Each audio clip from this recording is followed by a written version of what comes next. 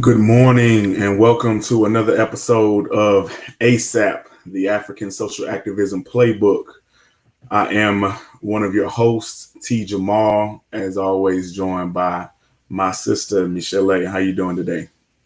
I'm pretty good this morning. Well, this afternoon. Ooh, I'm way past morning for me, but yeah. I'm feeling pretty good. I'm just got done cooking my dinner, so it'll be sitting ready for me. Yeah. How about you? I'm good. I'm good. Just been scrambling my brain. There's so much going on here in the U.S. Trying to just keep a clear head and Yeah. making sure that we give the people the best of ourselves. So now that we've checked in with each other, we will move right on into our first topic today, our straight truth, no chaser. Now, there's been a lot of, so you know what gaslighting is, right? Mm-hmm. Gaslighting is when somebody, it's kind of like a straw man argument. Somebody tries to divert your attention from what the real subject matter is, and they bring up something that seems related in like threads of relation, but honestly, their intention is to just pull people away from the topic at hand so Mm-hmm. as to divert the conversation. And so one of the things, of course, that has been going on is people protesting for justice for Breonna Taylor. Mm-hmm. And I'll just say, we demand justice for Breonna Taylor. Those people, the murderers, need to be arrested, prosecuted, and sent to prison. Um, Anybody who was involved in that incident needs to be fired and Exactly. indicted. So we had the Breonna Taylor, we have the Ahmaud Arbery, we have the George Floyd, the Rayshard Brooks, the so on and so forth. And it's so many because I keep seeing stories on social media about it, right? I can't watch everything. And I hate when they post a video on social media and you don't know what it's about and then you end up watching a murder. Like Right. I don't Yeah. I don't want that in my spirit, so I don't want to watch those. I'll take your word for it that it happened. So the straight truth no chaser is people trying to divert the attention from our protests for the injustice of these lives lost by claiming that black people, if black lives matter, what about black on black crime? Right. Black on black crime. What are your thoughts on black crime? That term in the first place, because I have a problem with the term, but you go ahead and let me know what's your thoughts. Brother, it's the trigger for me. I like because as you said, it's a way for people to, divert away from the conversation, from the topic at hand. And black on black crime, it's not only being used by them, it's being used by a lot of us. You know Mm-hmm. what I mean? Those of us who even come from and live in these crime filled areas, in our communities and stuff. And I think it's ignorance. It's pure ignorance. A lot of us have bought into it. It doesn't exist. You know what I mean? It's not something. It's not really. It's really isn't. It's not something real. Everyone has. Everyone kills people in their own group. You know what I mean? It's People about kill people in close vicinities. That is exactly how crime works right in mostly everywhere. We're talking everywhere. about globally. People kill or people rob or people do whatever, brutalize or whatever criminality you can think of, the Mm-hmm. people that are closest to them. And Right. a lot of the times, people that they know end up being those victims. And, you know, it's just interesting to me because black on black crime. So we just kind of talked about how crime works in general. Mm-hmm. So why don't we ever hear about white on white crime? I Right. don't Because know that definitely exists. I don't know of many mass shootings that the culprit was a black person. I love. Now, when the person shot up the movie theater during the Dark Knight, that was a white person. When the person shot up, what was that elementary school, Parkland? Yeah, Parkland. When the The one person we shot all up know. Yeah, the one we all know from back in the day, Columbine. Columbine, All, right? I mean, The hello. trench coat mafia, I believe all of those were white people. And Mm-hmm. so, but and it's funny how they even talk about those cases. They'll say the children, Yeah. or they'll make excuses as to why they did the crime. Yeah. So they will lessen their age. They present the white criminals as if they are younger than they should be, as to, sympathize with them and breed empathy for Right. the culprit, right? Right. Then they talk about all of the things and the issues that they've had, and they go deep into the details of how we should kind of understand what drove that person across the edge. And they Right. limit, and also what they're doing is they're limiting the scope to that one individual, as to not represent all of whiteness as being Mm-hmm. violent. Exactly. But what And happens with, and they justify, they try to justify by claiming mental illness and things, which these mm-hmm. things can actually be a Oh yeah, factor. But are we not doing? Why are we not doing the same thing when the culprit is, black or brown person? We're not. They're not doing the same. They're not giving us the same process. the crazy thing is when the culprit or the victim is Mm-hmm. black, they they supersede the age. Like they Mm-hmm. call Trayvon Martin, who was a victim of one of the injustices that we have been fighting against, was what, 17. So they went and found the most menacing picture of him that they could find. Right. They called him like a man. They didn't refer to him as boy. They didn't talk to him about him as a child, that he had Mm-hmm. lost his life too early. And it's very interesting. And so what we're presenting to you guys as the audience is just be attentive to these things, because it is not without intention that this misinformation is being spread. And Right. if we get so caught up into listening to other people dictate how we should feel about ourselves, or allowing them to control our narrative, we can lose grip of it ourselves. So Absolutely. we start to, like you mentioned, we as black people start to talk about black on black crime. I've heard Mm-hmm. black people post on social media, if Black Lives Matter, what about black on black crime? Because there were a lot of, and nobody is excusing it. Right. And one of the things that we are doing here is talking about the fact that it's very, um, it's a large misinformation to even to state that we don't talk about it in our communities. Big. We talk about Oh, it all the time. All all we the time. see on the local news is them presenting us with black criminality, most of the time perpetrated against other black people. So Mm-hmm. we are being fed that constantly. So And I wanted so, to, yeah, yeah, go ahead. for sure. Yeah, I wanted to also mention, like, we how we buy into these messages, about ourselves, messages, the images that we see presented on, through media, through the TV, newspapers, whatever, however we're following the news, is we're constantly being conditioned. So it's not just other people who watch it about us and hear about us. Mm-hmm. We are also growing up and relying on these news sources, even though we're there living, and we don't, like, the thing is, it's like a disconnection. We don't see ourselves in our neighbors, and people like us. We can look at Right. someone else, and that's why it is, a lot of times so easy to, for some of our own to commit crimes, and murder our own. There is a lot of other factors involved, that we'll get to a little bit later, but yeah, we have to be careful to not continuously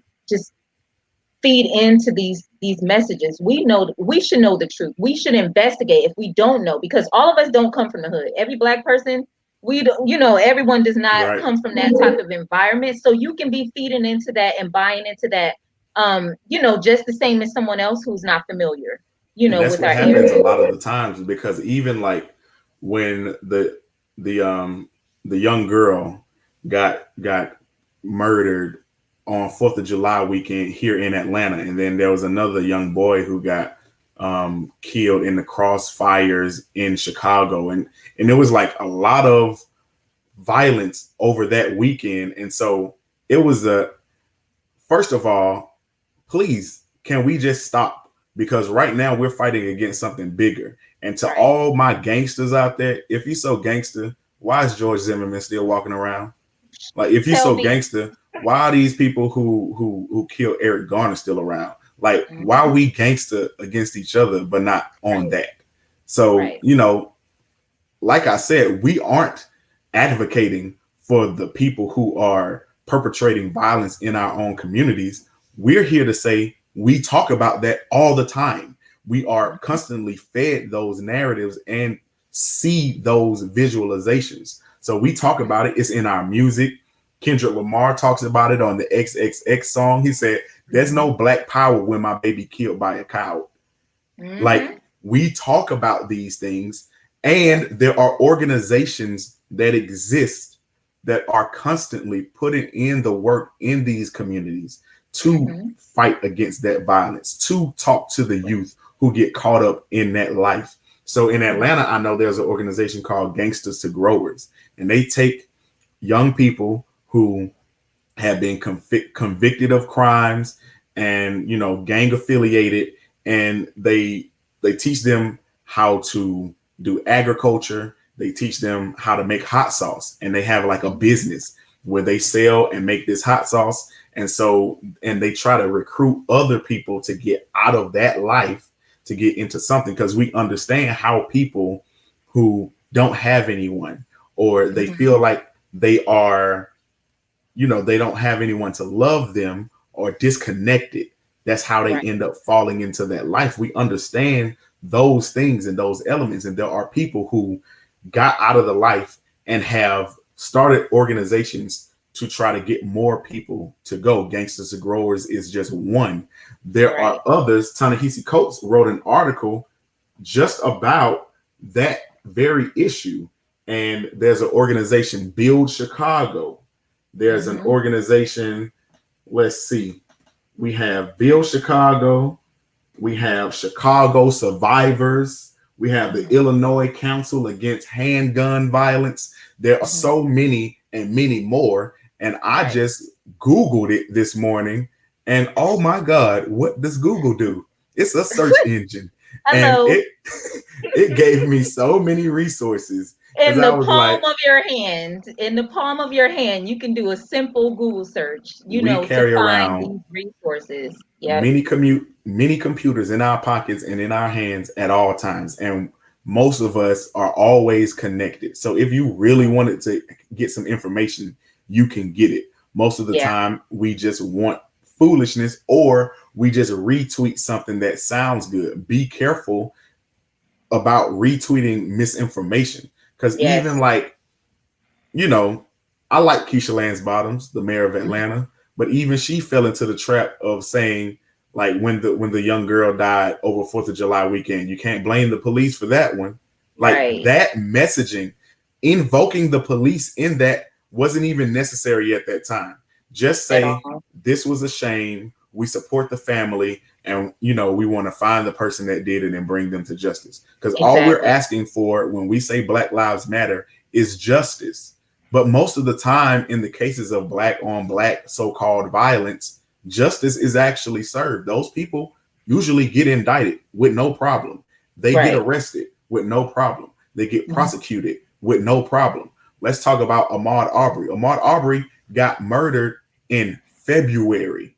Mhm. We didn't find out about it until almost May, which Right. means his murderers went home in February, lived regular lives throughout March, lived regular lives throughout April, and almost all the way into May before anybody even. And then once we found out, we still had to protest just to get them indicted and arrested. Mm-hmm. And that's all we have up to this point is just their initial arrest. They still haven't been prosecuted. Exactly. COVID-19 is still happening, so nobody has gone to court. So we still haven't gotten justice on these things. So when we divert our attention and we allow gaslighting or straw man arguments to divert our attention, we lose grasp of what it is that we're fighting for. We want to fight for the protection and the advancement of our entire community. That means for those, and just like the US says, for those objects foreign and domestic, Right. being us committing violence against ourselves, foreign being them committing violence against us. We have to protect ourselves against threats, both foreign and domestic, in the Black community. And we have to Exactly. figure out how do we reach those people who are the domestic threats in our communities. How do we create other opportunities for them? We need to be solution oriented. And like I said, African Unity Initiative is an organization. We do community development. We're always having meetings trying to implement sustainable, real life, tangible change in these communities. But we aren't the only organization. So look up the other organizations that already exist in areas and participate, volunteer, donate your money. Right. It's all about sharing the love and spreading the wealth. Go ahead. Exactly. So yeah, I was gonna just pick off where you left off.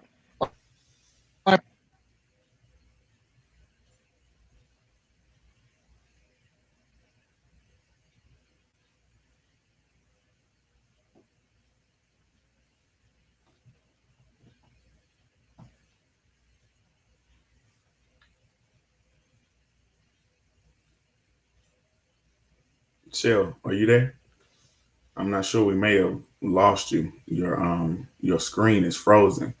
But until you come back in, I'll just say that we just have to make sure that we do not fall into those traps, and we make sure that we understand exactly what it is that we're saying at all times. Because when we allow them to just control our narrative, we will continuously lose.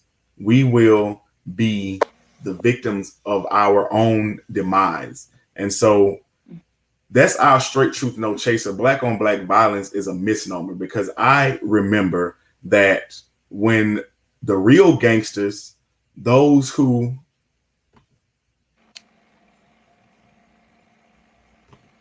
Michelee, you back? Yeah, I'm here. You hear me? Okay. Yeah, I can hear you. Go ahead and finish your thought. Your camera's off. Oh, hold on. Okay. There you go. Hey, all right. So yeah, let me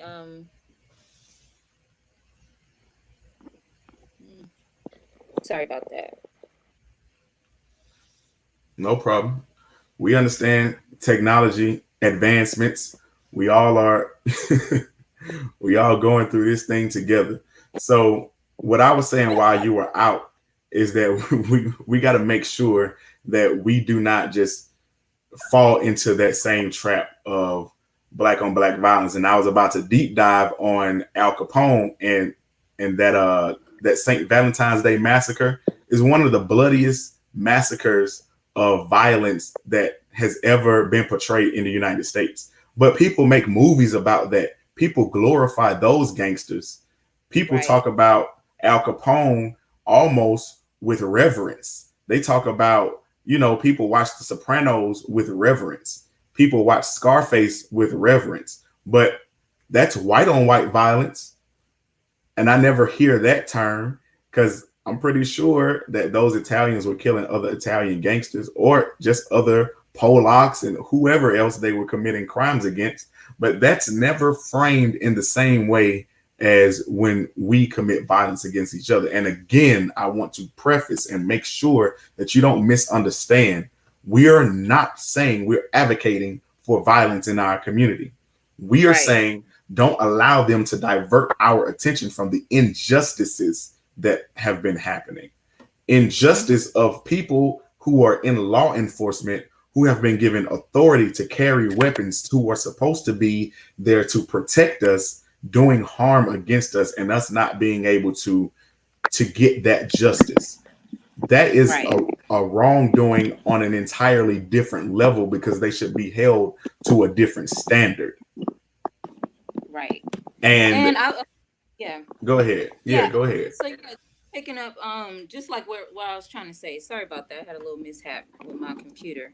Um but like I was gonna say, in like where I grew up in Los Angeles, you know, and going to a lot. I personally know a lot of gang members, a lot of people in these neighborhoods who, um, you know, got caught up in that lifestyle and you know participate in these, you know, in this type of activity, committing crimes against each other, and we just have to realize that it's more structural change that'll need to happen to actually remedy a lot of this stuff. Like it, you know, when we even look at the root cause of gang violence and well, violence period, when we talk about crime, you know, we're talking about people who are dealing with joblessness and you know what I mean, with poverty and things like that. And so this is why a lot of times people turn to violence. And so it's a much deeper issue. And then we also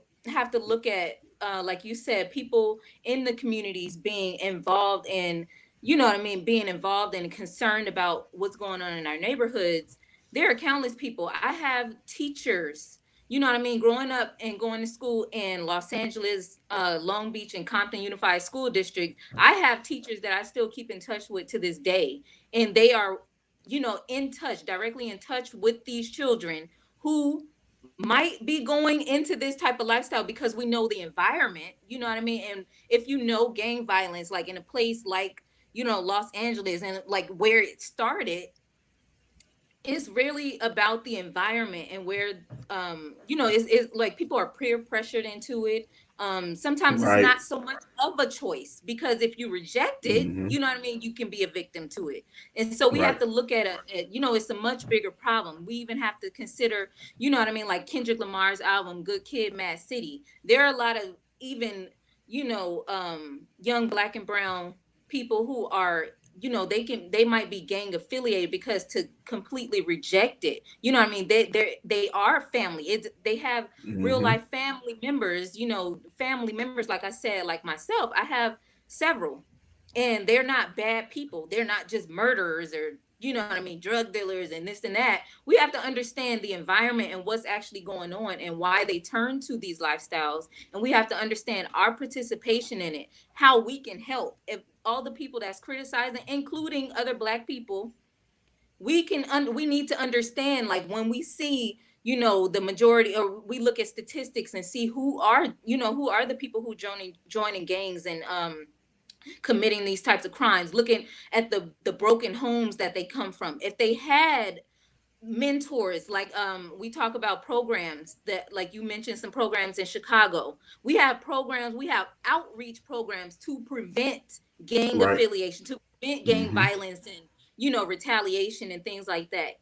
And we have to understand how involved we can be. You can go and mentor someone, you can choose to Exactly. contact, if you know, if you see a neighbor, you know what I mean, a single mother with boys, you know, who they starting, you know, now they're coming of age and they starting to run around with the other kids in the neighborhood. You can understand how your, you know, personal, your reach, how far that can go. You never know.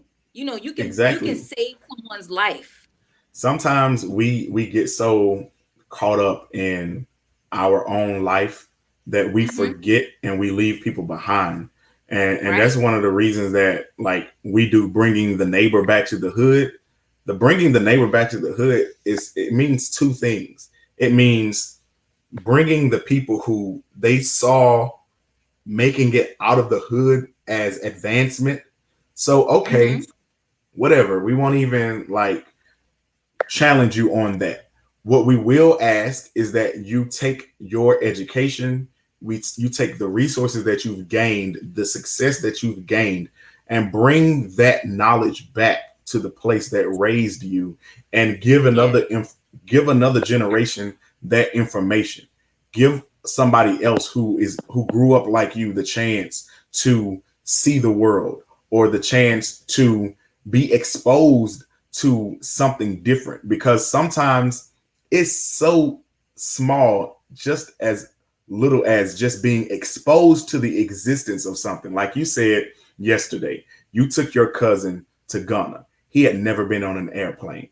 The exposure, probably he'll never be able to really articulate just how much that one thing is going to impact the rest of his life, the vision that he will have, and the possibilities that have now been opened up to him. When I went to college, what I saw things that I never even heard about when I was living in Carver Homes. I saw career paths that I never knew existed, because all we hear about is, okay, police officer, mailman, doctor, lawyer, things you can see, insurance man, people that you see come in and out. And it really kind of limits your scope of what the possibilities are. And then you only see wealth as like this very, very far-fetched dream. Exactly. And it's not a reality. And that's wealth in finances, and also wealth in just chasing something that you're passionate about. Because I don't know anybody who's like, yeah, man, I'm passionate about working at the post office and delivering mail. But, and that's not to throw shade on that job. It's a good job, which is why people go postal. But it's like just having the vision that, oh, wow, I can do something, or I don't need to go to college to have a very high profile, prestigious career. Oh man, I can learn how to do this and be valued and have a recession proof type career. Like, I never knew anything about nonprofits. I never knew that you could make a living off of advocating for people or things.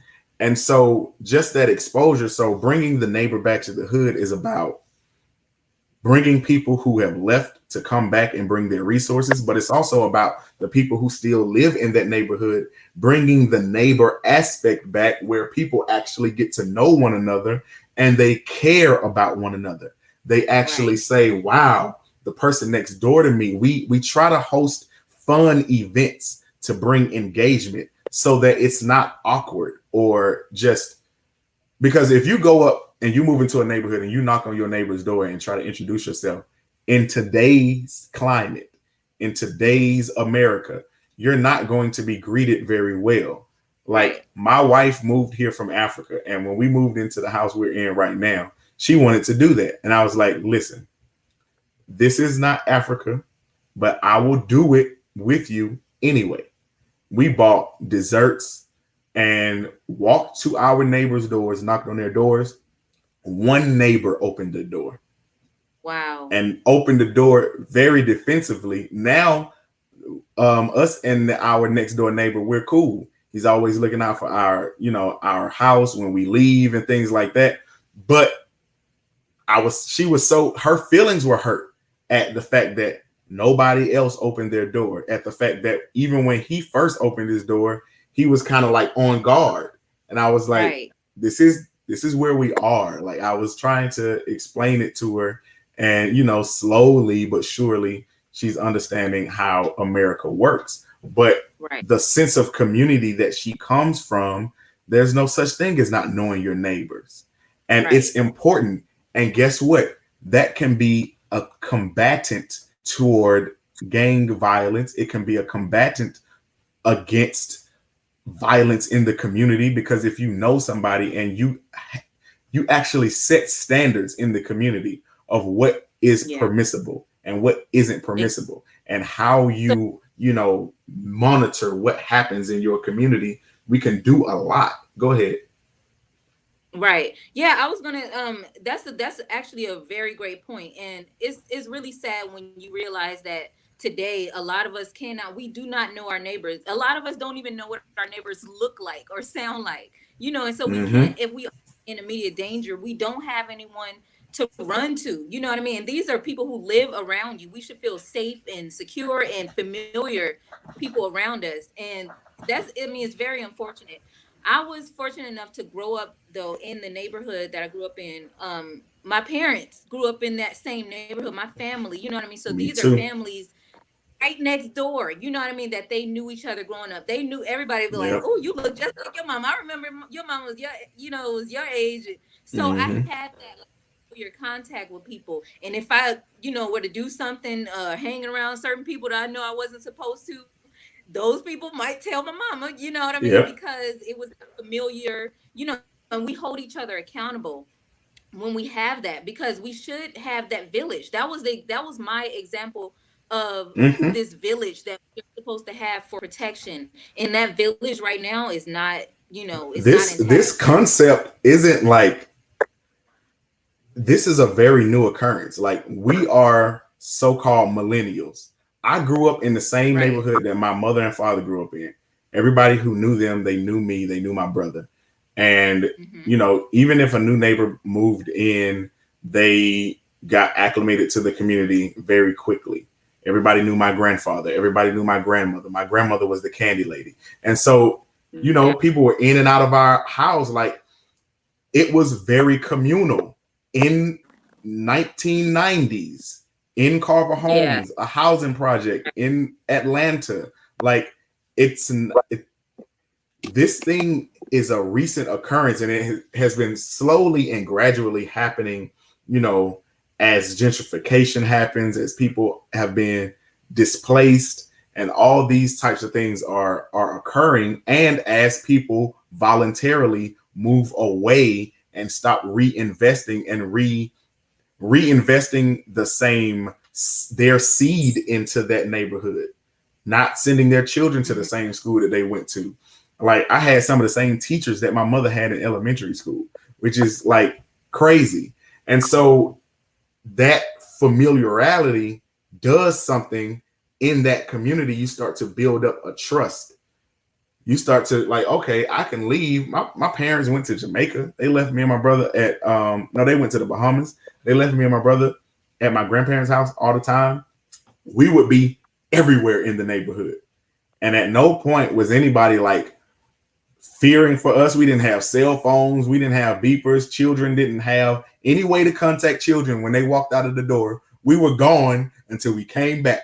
And when we came back, we were okay. Sometimes we had a scraped knee. Sometimes we got into a fight, but we were cool because you knew that in our community, for the most part, we were safe, and we have to get back to there. But like you mentioned earlier, and I'll say this, there are Black people who don't live in our communities who fall into that mentality, or fall for the trick, the okie doke of Black on Black crime. And this is how we ended up with 3 strikes. This is how we ended up with that crime bill that set up this jail system that we have right now, this prison system, because a lot of Black people were voting for that. And the Clintons and all these people, when we were calling them the first Black president and all this stuff, were responsible for a lot of the injustice that we are facing today, the imbalance in the criminality of against somebody who sells drugs who's white, or sell a drug that's usually done by white people, or somebody who is selling items that are usually primarily used by Black people. These imbalances came right under our nose, and they tricked us with the Black on Black violence okie doke. They've done this before. Right. Let us not fall for that okie doke again. And I'll just stay on Clinton because it's going to roll right into our next topic. Did you happen to see John Lewis's funeral? So Bill Clinton did the eulogy at John Lewis's funeral, and he subtly took some shots at our brother Kwame Ture. And if you know anything about the relationship between Kwame Ture and John Lewis was the first president of the Student Nonviolent Coordinating Committee, SNCC.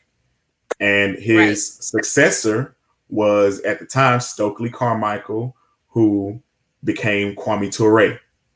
And Kwame Ture started off on the nonviolent tip, but then he started to see, okay, there's another way to go about this. And I'm going to move more toward being defense. We need to defend ourselves because their violence isn't always going to get caught on camera. And honestly, the only time that the nonviolent strategy worked is when we had the media present, because we could show Right. their brutality. But on the day-to-day, they're gonna let you not hit back, and they will kill you. And so Exactly. both of those elements were very necessary during that movement. And John Lewis never said a bad word about Stokely Carmichael, about Kwame Ture, but Bill Clinton takes the time to diss Kwame Ture at John Lewis's funeral, saying that his way won out. And it's not for Right. white people, allies, or however you want to call yourselves, to justify or tell us how we should fight our fight, how to look out for ourselves. Right. What are your Who thoughts even on that? And then like who keeps I don't know. inviting Bill to these things? Like, and then to get up and speak. How dare Yeah. you? I was really annoyed. I didn't watch the whole thing. Yeah, I was watching some of it as it was streaming. But Mhm. I did catch that part, and I was so annoyed that, I mean, like, why did they even invite him up there to speak? And yes, it was very necessary. Kwame's contribution to the movement was very necessary. We wouldn't have gotten as far as we are now without his Right. contribution, you know, Mhm. in his way. So, you know, that, and that was just it was just another example of them showing you, you know, they want us to buy into this non-violent approach. And we have to understand, like, even now with the movements that's been going on this year, people want to constantly talk about how, well, this way won't work. We have to be, you know, nonviolent. We have to show up in suits and stuff like that. Yeah, you can do that too. All of it works. It's You know what all I mean? It's pieces not of the one way puzzle. or the other. It wasn't just Michael. It wasn't just Malcolm or Martin's way, like we talked about yesterday. It's Mhm. everyone working together. It wasn't just Booker T or Du Bois. You know what I mean? Like, we all have to understand there are several, like, this is a very complex situation that we're in, and Right. it's multiple solutions. So yeah, When that we're was very talking necessary. about this, when we're talking about our legends, I'm calling it right now. I'm canceling the word or. It's and. Right. It's Right. your way and this way. We need all of it. Mhm. We need all of it Yes. simultaneously, concurrently, all happening at the same time. Your strategy is valid. My strategy is valid. Our strategies are valid.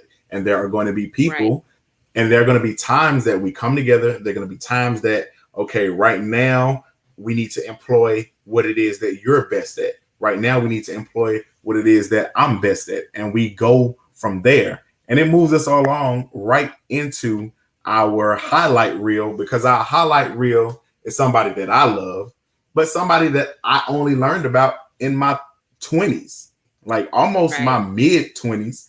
And it's a shame because this person was actually still alive during our lifetime. This person didn't Right. die until 1996, and I didn't hear about him until 2011 or something like that. So Robert F. Williams. Robert F. Williams, who was he? He was the president of the NAACP in Monroe, North Carolina. And he wrote a book called Negroes with Guns. And Robert F. Williams was very, very adamant about we needing to protect ourselves. We definitely need the opportunity when violence is being levied against us. We need to make sure that we are ready to strike when the striking has happened. And so, for an example, the Freedom Riders were protected by Robert F. Williams and his group of. So Robert F. Williams applied to have a chapter of the NRA in Monroe County in North Carolina, and he called his chapter of the NRA the Black Armed Guard.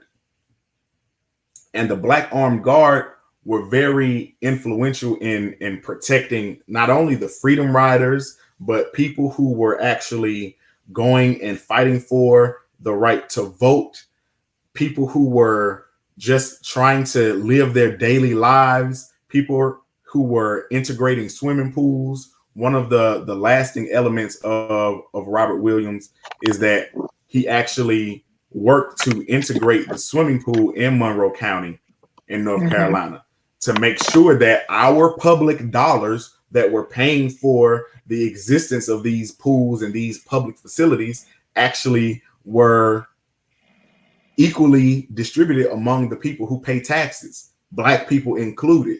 And so one of the ways that he had to do that is that when the KKK threatened to murder people who were protesting, he had his Black Armed Guard there to protect them. And when the KKK promised that they were going to come shooting, they came shooting. It wasn't empty threats. The KKK had weapons. And when they struck at night, they struck to kill.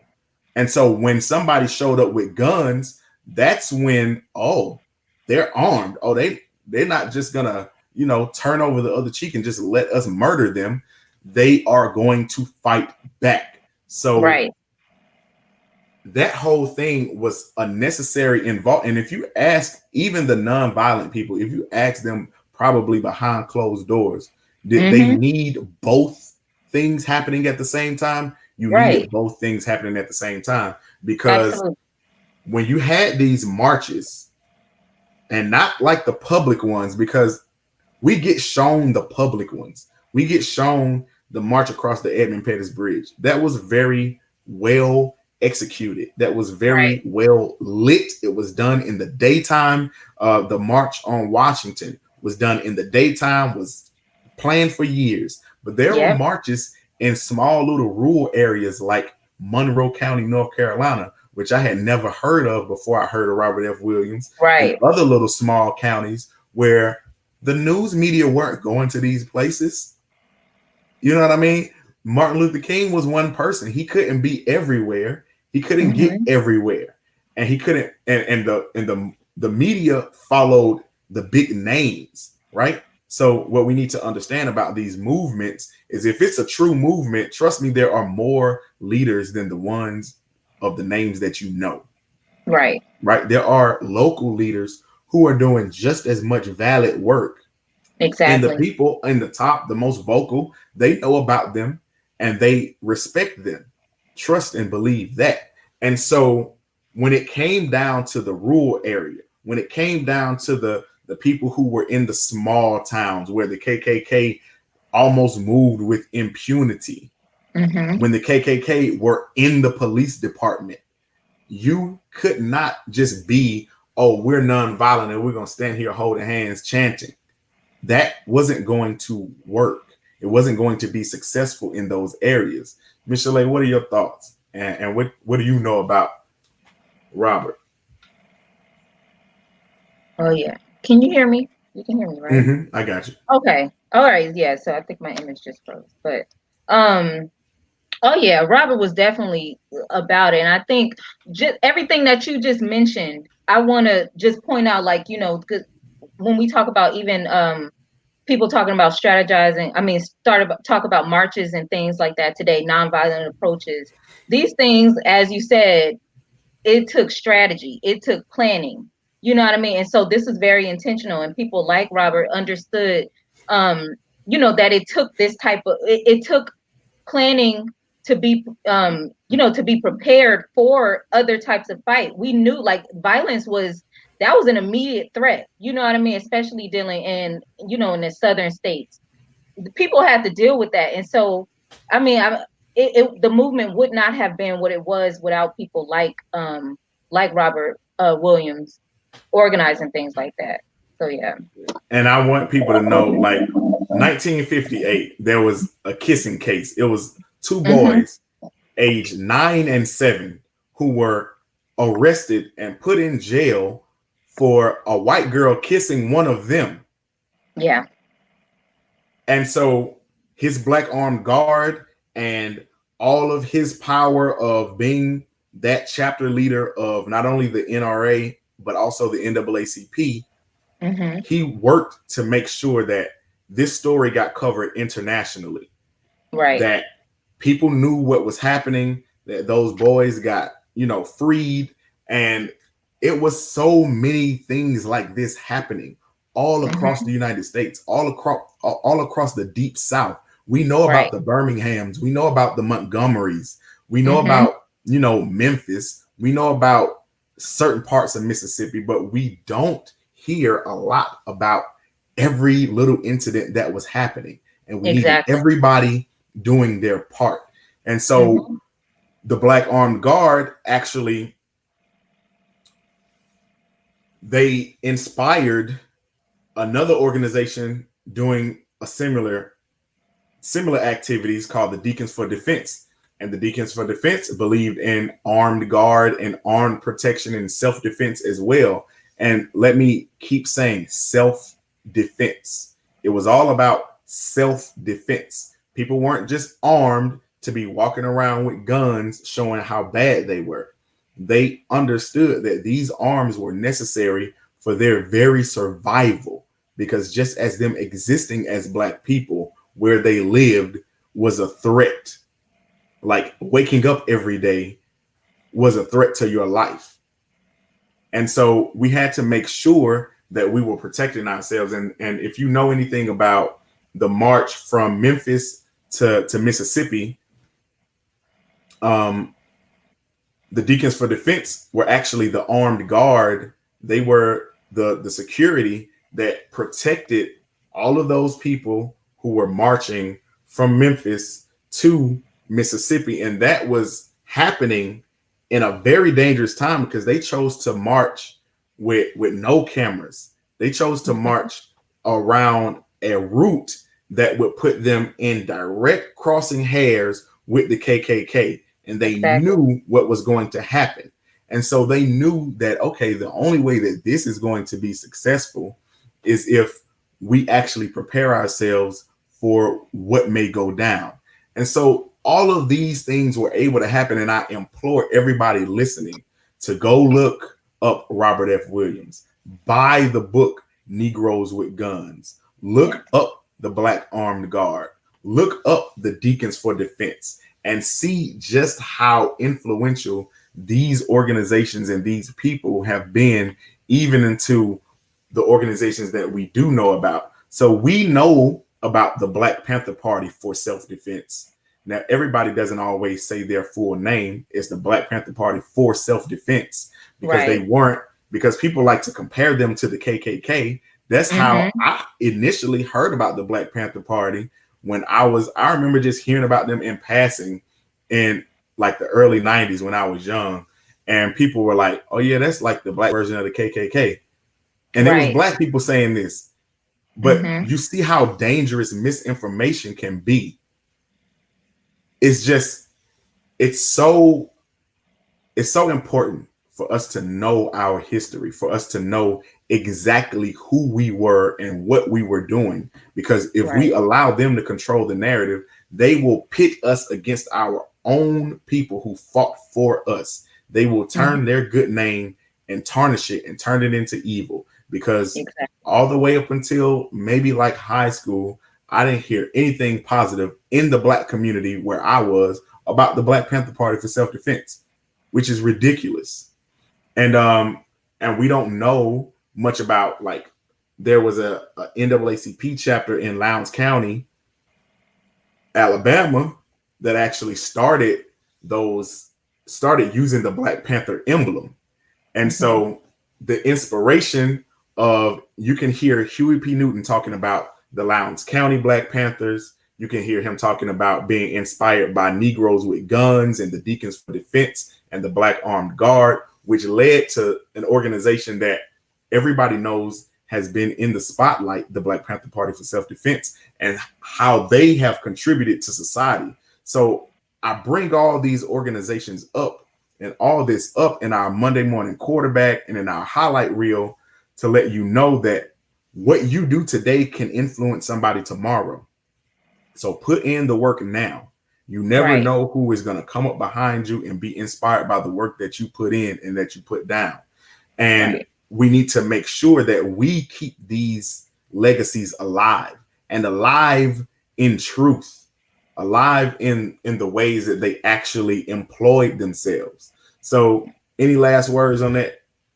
Oh yeah, absolutely. I totally agree with you. I think it's very important for us to seek information. I'm constantly, a lot of times we talk about like, teaching. We can teach people how to fish versus just giving them fish. And so I think it's very important too when we highlight these people and encourage them to do the research. Y'all, we are constantly seeing our figures. You know what I mean? People used as examples, but against us, you know what I mean, in an argument against us. And so we have to understand when we talk about violent versus non-violent, it's not either or. We have to understand the whole system and how everything works together. And so it's so important for us to know our own story so we're not getting a false narrative told right back to us. So yeah, I totally agree with you. So we went to school together. We studied African American studies at Georgia State, and right when we were graduating, Dr. Umoja became the chair, and right around that time, he had always been working on his book. But tell them a little bit about his book and how it relates to what we were just talking about. Well, yeah, definitely. I learned actually about a lot of people, about these armed resistant movements and things like that going on at the same time that we didn't hear about, and it's the reason why we didn't hear about it. But yeah, in this book, We Will Shoot Back. I mean, I felt very empowered. It actually had a really big effect on me, and I said I was going to reread it soon. And I have a couple friends who are actually reading it right now. They just got the book and starting to read it now. But at that time, I was encouraged to even go, do more research and learn even how to. It gave me an important lesson, even learning how to or having the desire to teach myself how to defend myself. So I started going to the gun range and learning about, about protection, self-defense and things like that. And so I would encourage, my people around me, friends, we would go to the gun range together. I even looked up other organizations at the time who were fighting, different fights, because especially in that time during civil rights and even before that time, like we talked about before, there was a really immediate threat of people attacking us as we were seeking freedom. And so that was a different, that was a different fight then, but it's still important now because a lot of people talk about, well, we don't have an army, we're fighting this and these people are killing us. We're in the same fight, but it's a little different struggles current day. But I mean, I was really inspired by that book. But even with that, like we've seen that energy come back even today. Like we saw those individuals marching on Stone Mountain, right? Exactly. And we saw that footage because they understood that it was necessary because there were real threats being levied by just people peacefully protesting. So the protests for, Ahmaud Arbery, Breonna Taylor, George Floyd, Rayshard Brooks were started off very peacefully, and people were being tear gassed and shot at with rubber bullets and all these types of things. And so here in Stone Mountain in Georgia, there's a group of people who were armed and made their presence known, walking around Stone Mountain saying, we will not accept this anymore. Also in New Orleans, there was a group of armed people who came out to defend some young Black women who actually had been accosted the previous day by some white men threatening to rape them and all types of stuff. And Yep, I so saw that. there were Black men that said, look, we're going to stand up, protect our women from these threats, from these foreign threats, and make sure that we take a stand for ourselves, because we can't just stand idly by while people, because these aren't idle threats. Mm-hmm. They're real. Like, they really Exactly. mean what they're saying, and they have been empowered by the current administration. They've come out from under the rock. Like, they always were here. The racism didn't Mm-hmm. go away. It just turned covert. And now the Right. overt, they're unzipping their trench coats and they're flashing all of their bigotry out right at us. And we have to be ready for it. And so there are multiple strategies that have to be employed. And keyword strategies. We have to be strategic about Mm-hmm. how we do these things. We got to make sure that if we are armed, we're organized, that Right. we're all on the same page, that we Right. do these things in a manner that is in self-defense, that we can Mm-hmm. continue to show that we are the civil ones, right? Exactly. Because the nonviolence movement was to show their brutality, and Yep. us marching non-violently while they're attacking us with dogs, water hoses, rocks, and all these other things. We show them as the brutes while we are the ones being civil. The same thing with those who chose to arm themselves. They were still civil. They were still, they moved in self-defense. And so even with that, we show the brutality of the bigots. We show the ignorance of their side, and we show that we're on the right side of history. So Mm-hmm. that's our highlight reel in Monday Morning Quarterback. Again, I implore everybody watching to go and research Robert F. Williams, the Black Armed Guard, Deacons for Defense. Read Negroes with Guns. Read We Will Shoot Back Mm-hmm. by Dr. Akinyele Umoja, Georgia State University, and you will learn about these elements. Use that book as a reference point to learn Right. about a lot of these different Other. Mm-hmm. organizations, so you can know, oh man, I never knew that this existed, or I never knew that this person that I do know of was inspired by these people. So Right. it's just very important that we know all the aspects of our history. We are decentralizing Black history. Yeah.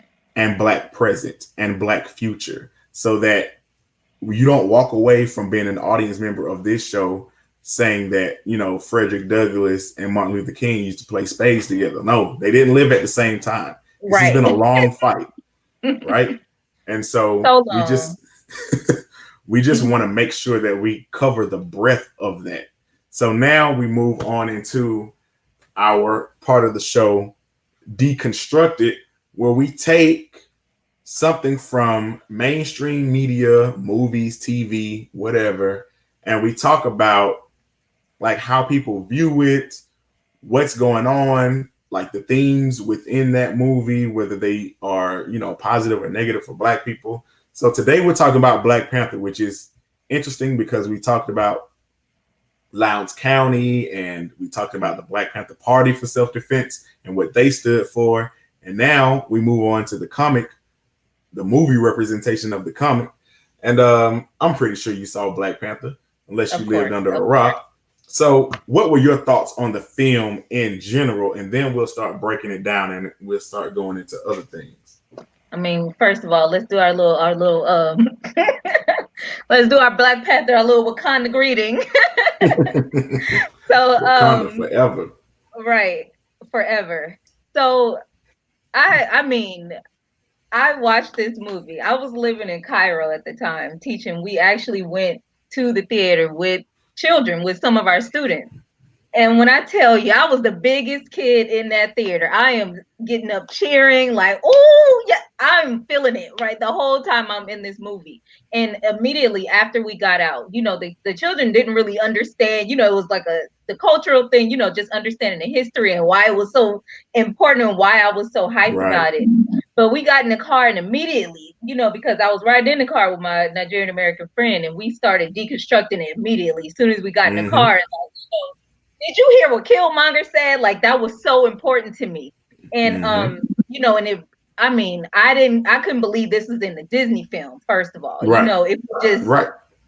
it blew me away. It really blew me away, but it's still one of my favorites. I went back and saw it probably at least 5 or 6 times. Honestly, I went to go see it in the theater, paid for a ticket to see it about 5 or 6 times. So, I mean, I was hyped. It was a wonderful, that was a wonderful production, and seeing all the people who went into, who helped create it, the director, I mean, Right. knowing where they came from, and their intentions behind it. I'm like, oh yeah, this is good. This is really good. I'm glad about that. And I loved, so I saw the movie in theaters 3 times because the ticket price in America is a little higher, so I couldn't quite do the 5. But I saw it 3 times in theaters. I've watched it multiple times on Netflix. I'm gonna watch it now that it's on Disney Plus again. And so it's just, I love the movie. I loved it then. I love it now. I still love it. And I've seen a lot of people who were all hype about it at first kind of join that train. You know how people get, oh, it's getting too much love, I gotta hate. Right. And we're gonna talk about that too. We're gonna break that down. But I wanted to just talk about the film itself. So first of all, the aesthetic. Mm-hmm. When you first come into the city and they have the drums playing and they tell you the history of Wakanda, and you just see all of these things, and it just touches you as somebody who longs to be connected with Africa. Absolutely. You're like, oh my God, those drums are doing something to me. Like, I'm getting chills just listening to it come on. And then you start to see just the life, just the everyday life of how people were living amongst one another. And just like we mentioned yesterday, they didn't show Africa as some homogenous thing. Not even in one country. You had different ethnicities living in Wakanda. You had different representations of their customs and how it all, even though they were different, they fit together to represent, one common goal of one Wakanda. But you had your border tribe, you had the people who lived in the mountains, you had the other people who were the merchants. And that's, from my experience in Africa, very representative of how those societies work in the places that I have lived. And so I was so moved by that. And I was so hyped that a lot of African Americans were getting to see it represented in this way for the first time. I love the messaging of, do you stay nationalistic and not look at a global African perspective? Right. Do you keep yourself contained out of just survival? And is survival the same thing as living? Because that's something that we go through as African Americans. We, like, after Black Wall Street got torn down, or after Rosewood, or after Seneca Village, you start to see the elders not tell the children the entire history, to kind of shade them away from the pain and the hurt. And what you do when you coddle people like that, you limit their potential.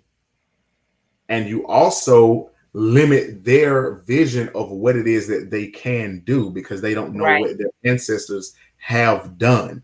So when you create that trauma of just, I want to make sure that my baby survives until this age and at least is able to procreate and have another generation, but they're not living.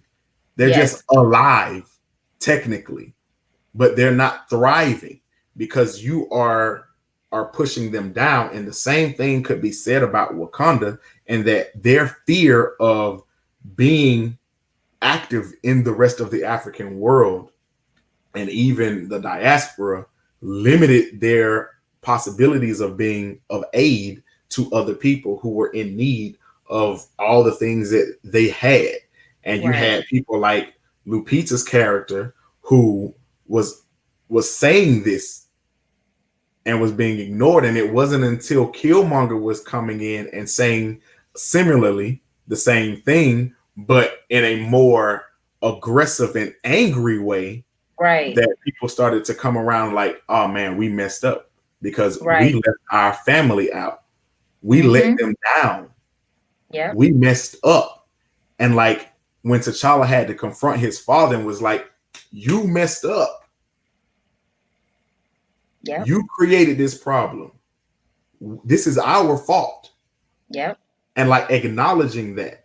And so it was so many things in that movie that was so powerful. And have you heard the backlash and what are your thoughts about it? From when, like from the very beginning when it first came out, like From all these people, think pieces and everything that come out, like we talked about yesterday with right?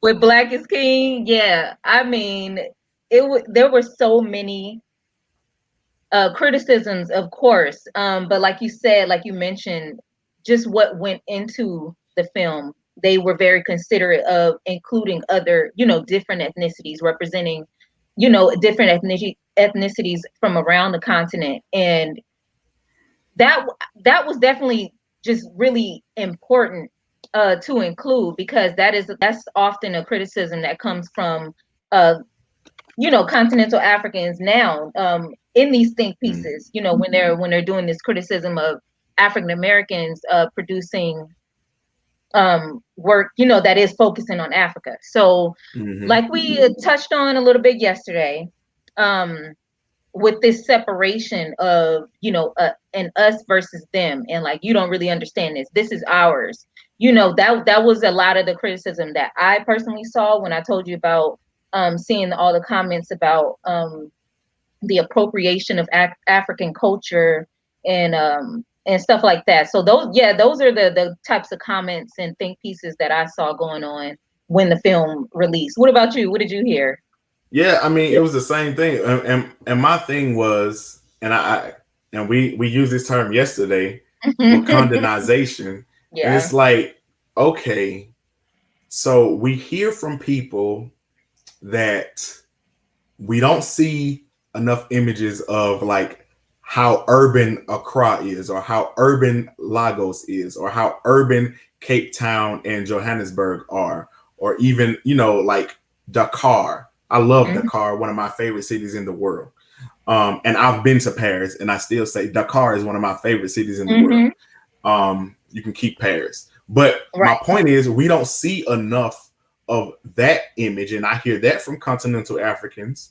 Yeah. But then you see us make an attempt, those of us who have the opportunity to present an image of Africa in a new light, Right. and it gets torn down. Yeah. And it's like, to what end, and what is the purpose? Like, what is it do you want? Do you want to complain for the sake of complaining, or do we want to create these new images? Because Yeah. here's what will happen. I saw a social media post saying the Dora Milaje is fictional, and here are the real women warriors that they're based on. Right. So guess what you can do? You can actually start to educate people, because they are enamored with the Dora Milaje. They're enamored with the society that exists in Wakanda. You're not going to tell me that those societies didn't function like that. No, we don't have vibranium. Right. No, we don't have superpowers. Right. But we had schools and universities in Kemet, schools and universities in Timbuktu, that people from Europe came to us to get educated from. That is the same representation of what vibranium is in the fictional world. That in reality, we had those libraries, we had those professors. Yeah, and advanced technologies, like different inventions, different things that have been, in use around the continent for years, and then other people came. Why do you think, even current day, why do you think so many people, all of these countries, all of these European countries and whoever, are getting rich off of the resources? They're coming in and taking the resources, taking the materials, different things that have been there. Different things, different systems. When we look at irrigation and agriculture, all of these different things, they were there. And so these are images. This is information that we do need to see, that also comes from Africa. Why, like we talked about, why do we constantly need to reinforce all of the the not so great things. Right. And, also we talked about it is ours as well. We do get to celebrate it as well. And some of us do know, like the people who went into making the movies and including African culture, various, ethnicities, in their works. And We have consulting people who live there exactly. currently.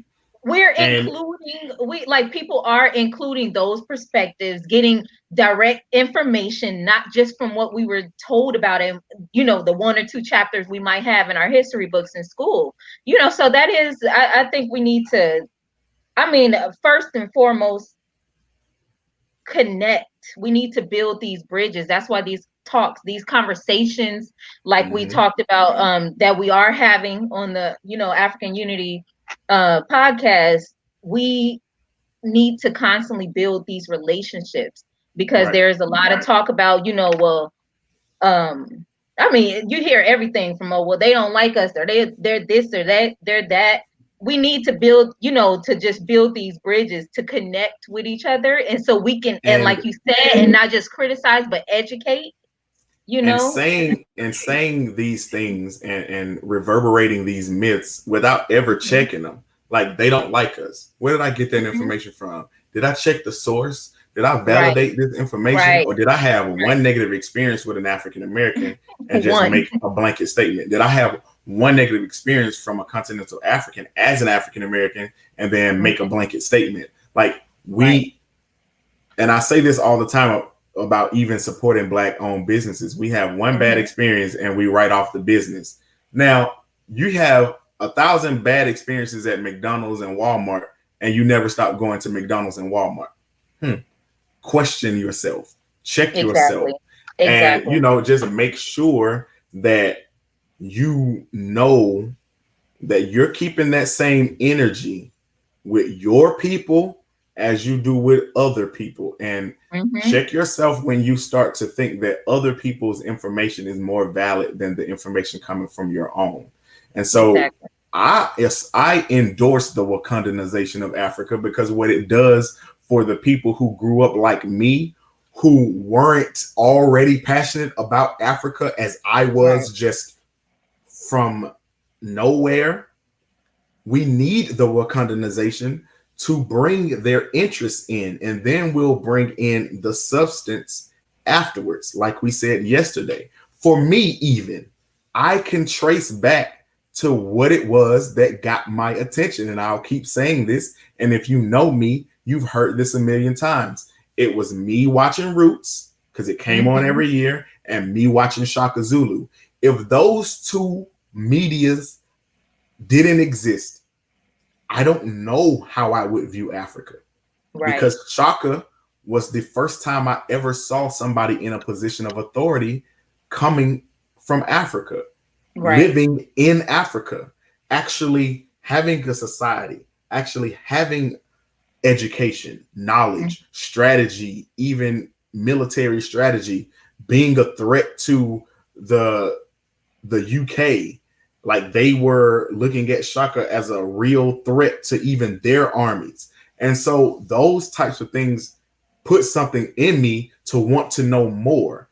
Black Panther, Black is King, is doing the same thing that Shaka and Roots did for me, to somebody growing up in this generation that are going to grow up wanting to know more about Africa, wanting to do more research on the realities of what happened. We need our fiction too. White people got their Game of Thrones, they got their Harry Potter, they got all these representations, and most of it, if you look at it, it glorifies their medieval times. It glorifies that medieval age. Like, Game of Thrones is fictional, Lord of the Rings is fictional, but it is glorifying that horse riding, that living in, squalor type time period of like a King Arthur figure. And so it allows them to continue to say that history is valid, even in the fictionalized representation of it. And so we need the range. We need the range. We need to be able to like, I don't understand that. Like, why does everyone have to make a full documentary when Right. I'm not representing watching no Africa, documentary every African day. culture? Right. We don't have to do that all the time. Why can't we imagine? Why can't we have fun with it? Why can't we be inspired? Because and that's the thing, because we are magical. Like, we are magical. You know what I mean? We might this is a superhero movie. But Right. we are magical people. We do have magical things. We do magical things. And so why not be able to imagine ourselves in that way? And it's like the resistance to that, it's like it really amazes me why people have such a hard time just viewing it and enjoying it. We all have judgment. We can all, say, oh, I wish they would have done this. Why can't we just enjoy it though? I've been Appreciate saying it this. and build Some on it. people, If you're not satisfied with this, you can build on it yourself. right. Some people so woke they need to take a nap. I'm telling Like, you. take a power nap and maybe you'll wake up refreshed and you'll have, a little bit more productivity in your Right. consciousness. Because Right. I love the fact that more and more people are becoming conscious, but conscious Yeah. doesn't mean just overly complaining about everything and over criticizing every single aspect of every representation. Like, we need to be aware of what's happening. Like we say, Right. stay woke for a reason. It means Right. being aware of what's happening around you. But the way Aware. that you employ that wokeness, like some of y'all woke up on the wrong side of the bed. You need to get back in it and get out on the other side. Like, for real. It's like we need to we need to curate this wokeness. Like, how does it need to be represented? Because it's giving people Yeah. a bad name. Like, even, and we'll talk about this a little bit more tomorrow because I want to talk about Hotep and I want to reclaim Oh, Hotep. I'm reclaiming Hotep, and we're gonna yeah, go into yeah, it tomorrow. yeah. But just how all that has been turned into a negative connotation because we done it to ourselves. We get so Oh, woke that we absolutely. start talking down to people, and it's like that is not in love, and that is not how you bring more people into wanting to know more, right? Absolutely. And so that's our breakdown of Black Panther. Let us know what you guys think in the comment section, Yeah. in the rewatch or live. And so the last thing I wanted to talk about is for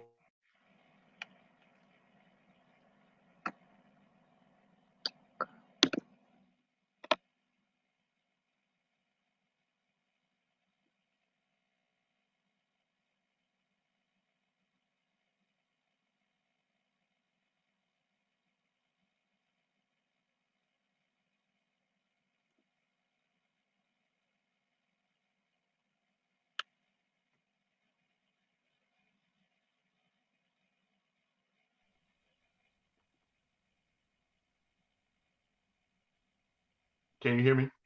I hear you. Yeah, so I was saying I grew up in Carver Homes, and Hmm.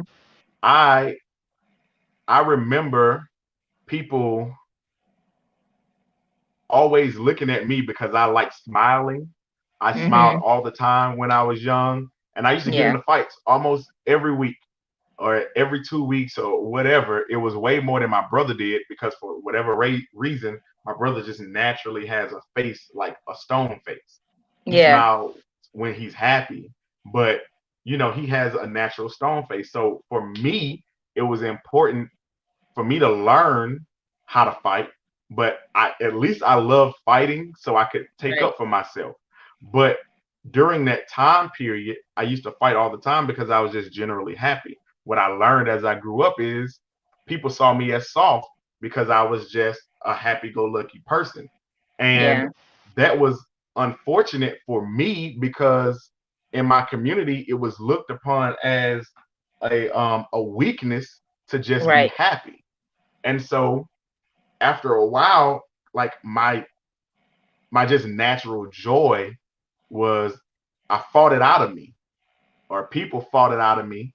And Right. it wasn't until I moved to Africa that I realized that, oh man, I'm smiling. Like I'm really genuinely happy just to Right. be walking around. And I was like, I can't believe this, but I lost my smile for like Yeah. years of my life. It wasn't in like, and it was only cool like if you were a black man in America to smile if you were laughing or cracking jokes on somebody, like cracking Wow. jokes at the expense of somebody else, Right. laughing at yourself, or just watching a comedy. Then Mm. smiling was cool. But if it was just, oh man, I'm just happy and I'm walking down the street with a smile on my face, you were going to get singled out. So Right. I found my humanity when I moved to Africa. When I was in Guinea, and and it hit me one day. I had been living there for maybe about 4 months at the time. Mm-hmm. And I remember just walking to work and I was greeting everybody. I was speaking Malinke and I was talking to everybody on my way to work as I passed by every house. And like a smile just came on my face, like it covered my entire from cheek to cheek. And I was just like, what is this I'm feeling? Like, this is just like some energy, it's pure joy. And I was Yeah. like, joy. Okay, I'm just me. Like these Right. people see me and they just see me as the person, as just T. And I'm like, Yep. this is something that I have not felt in a long time, because even as a black child, so you have to fight against threats against your own people from thinking that you're soft. You got to Right. fight and think about and be conscious of. Like, I went on a walk this morning. I never leave my house without my ID, because I'm like, if something happens to me, I don't want anybody to, discover my body and they can't ID me. Like, these are Right. thoughts that I have to have every day when I'm Crazy. here, Mm-hmm. because Mike Brown was what, in Ferguson for like 3 days and nobody knew he was there. Yeah. Yeah. And so, like, I was like, okay, at least I will be heads up and be like, all right, if something happens to me, I got my ID with me.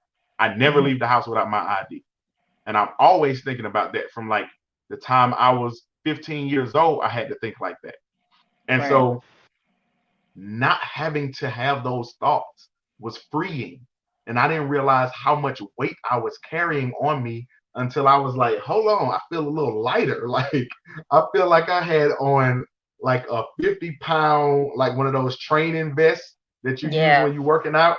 Like, I had Yeah. on wrist weights and ankle weights and thigh weights. And I was like, oh man, I feel a little faster. These Woo. weights aren't weighing me down anymore. And it was just like I could smile, I could just be me. And so I just encourage everybody, if you are black living in the diaspora, going to Africa, and not just going like on a 4-day all-inclusive vacation, you got to go Right. and be with the Right. people. You have Exactly. to actually engage with the culture and just be there long enough that you're not thinking about, oh man, when is my flight? Yeah. Be there Yeah. long enough so that you can actually wake up in a day and not have an itinerary and be Mm-hmm. like, oh wow, this is my day. Yeah. This is what I'm doing. This is the people, these are the people that are around me. And I can Right. just bask in it. Do Mm-hmm. you have a similar experience, or what's your thoughts on that? Oh yeah, I mean that was deep. Just listening to you hear that talking about how you discovered your smile though, like rediscovered your smile. And I mean that's so deep because we don't think about the weight that we have on us and how our environments, that things that we're aware of around us, how it just is constantly adding on weight to us.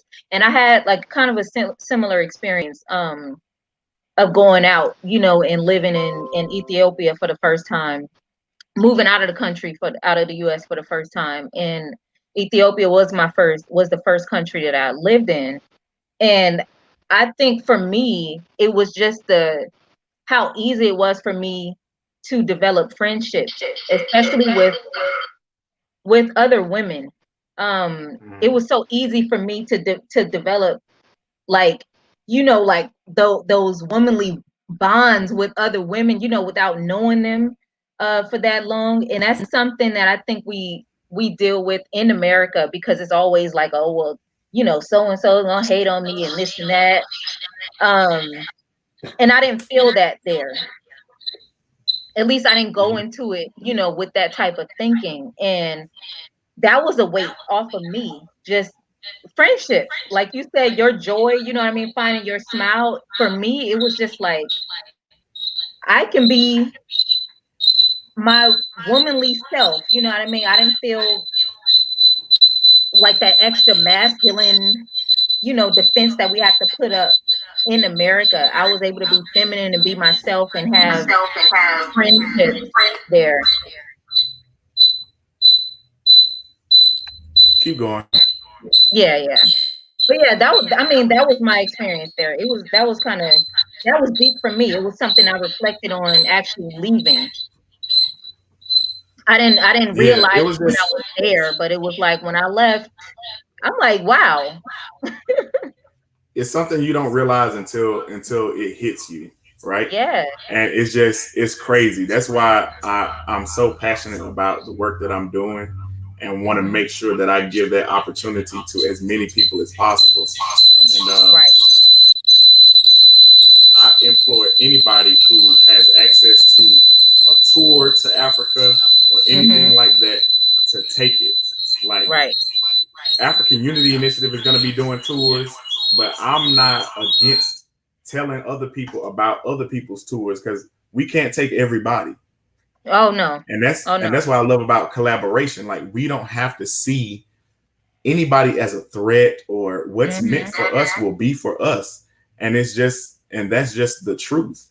And so I want to make sure that we encourage people to get to the continent, be there to bask in all that it has for us. And you know, we'll make it out of this, and we'll continue to grow. And this has been another edition of Waking Up with ASAP, and we will see you guys the same time tomorrow morning. Peace.